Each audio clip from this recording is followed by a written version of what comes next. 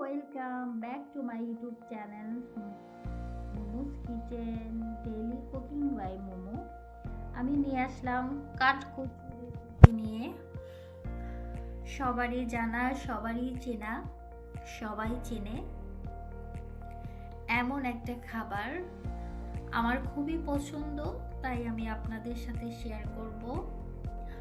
যেভাবে আমি রান্না করি সেভাবে আপনাদের সাথে শেয়ার করব। আমি এখানে কচুগুলো কেটে নিয়ে পরিষ্কার করে প্রেসার কুকারে নিয়েছি। নেওয়ার পরে ডাল দিয়ে দিলাম, কাঁচামরিচ দিয়ে দিলাম 5-6টা, পেঁয়াজ দিয়ে দিব পরিমাণ মতো,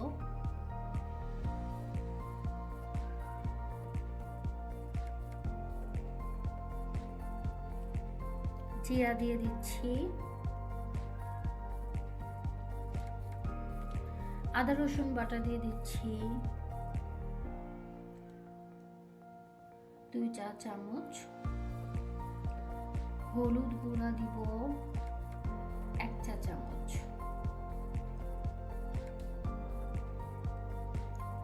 জিরার গুঁড়া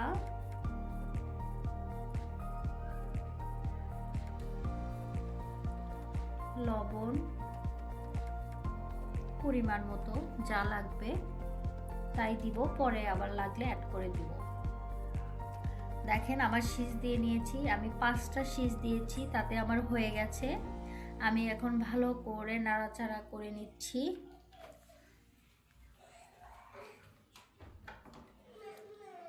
ভালো করে নাড়াচাড়া করার পরে দেখেন কত সুন্দর হয়েছে।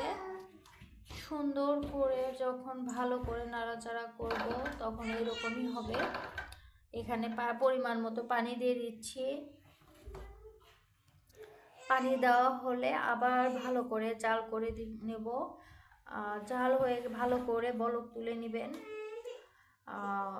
বেশি নরম পাতলাও না, আবার ঘনও না, মিডিয়াম, তাতে আমার মনে হয় বেশি ভালো লাগে খেতে।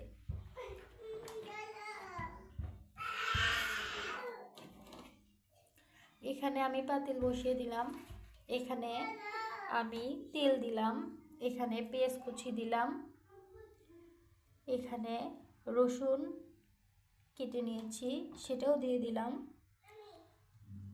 একটু বেশি রসুন দিবেন পরিমাণ মতো, আমি পরিমাণ মতোই দিলাম। আর রসুন বেশি দিলে একটু ভালো লাগে।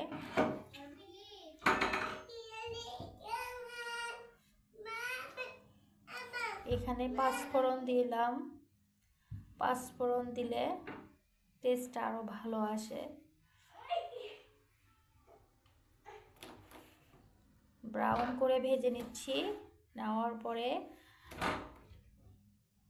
কচুগুলো ঢেলে দিলাম, দিয়ে আবার জাল করলাম।